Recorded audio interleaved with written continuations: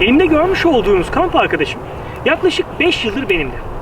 Stanley Adventure serisinin bir pişirme seti. Çok küçük bir pişirme seti ama benim fazlasıyla işimi görüyor.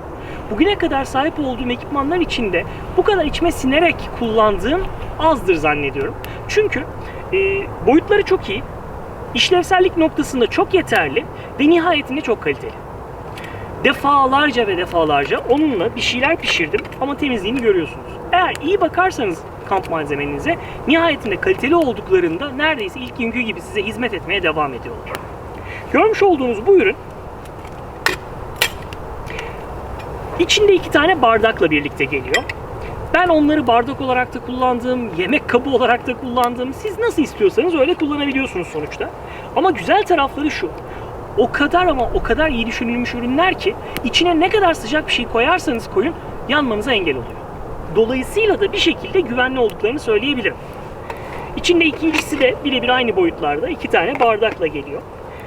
Kapağı sayesinde içinde makarna bile yapabilirsiniz. Çünkü süzmenize izin verecek delikleri var. Dolayısıyla da onunla birlikte, ki eliniz kesinlikle buradan tuttuğunuzda yanmıyor ki ben defalarca kullandım. Gördüğünüz gibi neredeyse o bile ateşe maruz kaldı ama bir şekilde kendini koruyabildi. Tutuyorsunuz ve süzüyorsunuz. Böylece içinde yapabileceğiniz şeylerin gerçekten boyut noktasında mütevazi olduğunuz sürece bir sınırı yok diyebilirim. Şimdi boyutlarına bir bakalım. En geniş yeri 10 santim çapı. En dar noktası 8,5.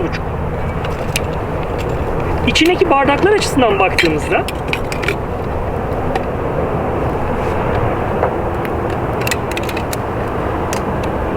dıştan dışa 9, 7 ve bundan 2 tane. Yüksekliğine bakacak olursak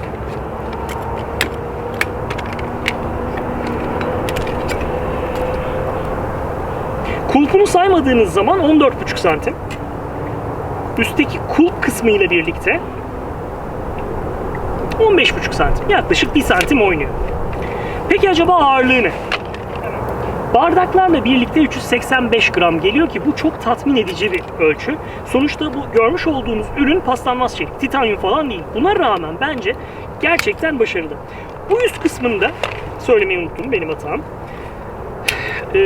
Bunu böyle tutuyorsunuz, istediğiniz gibi gayet stabil, hiçbir şey olmuyor, güvenebilirsiniz, sizi yakmaz. Şurada bir kendince, çok başarılı mı tartışılır ama iş gören bir kilit mekanizması var.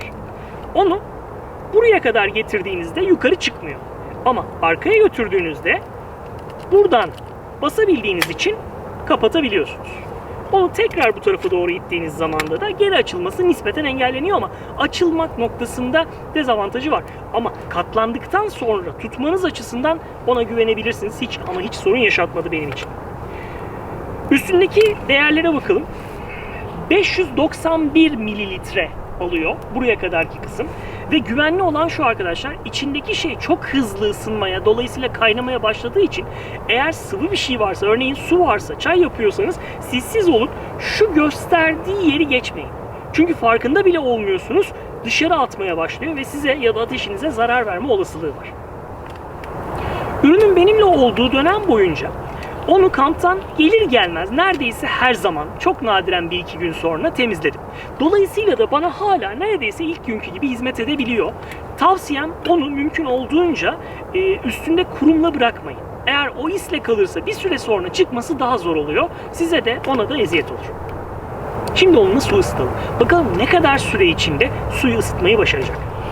Elimde 250 mililitre bir su var ve bunu olduğu gibi içine boşaltacağım.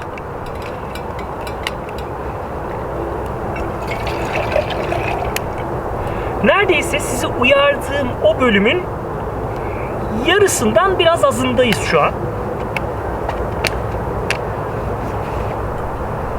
Ve doğrudan çok da güçlü olmayan bir ateşe onu bırakıyorum.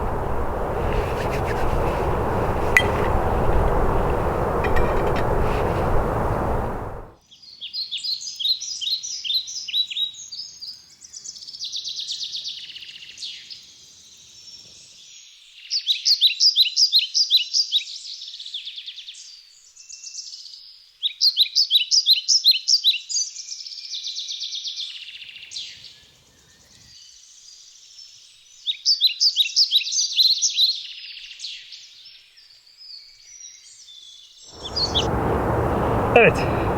Yaklaşık 2,5 dakikada tamamıyla kaynatmayı başardı. Ateş güçlü olsaydı çok daha kısa sürecekti. Bu arada size küçük bir tüyo. Eğer Stanley'i uygun görür ve almak isterseniz onunla birlikte kullandığınızda çok az yer kaplayacak iyi bir çözüm var. O da Tatomka denilen bir markanın 850 mililitrelik kupası. Neredeyse onun için yapılmış gibi. İnanılmaz derecede az yer kaplıyorlar ve birlikte çok uyumlular. Haberiniz olsun.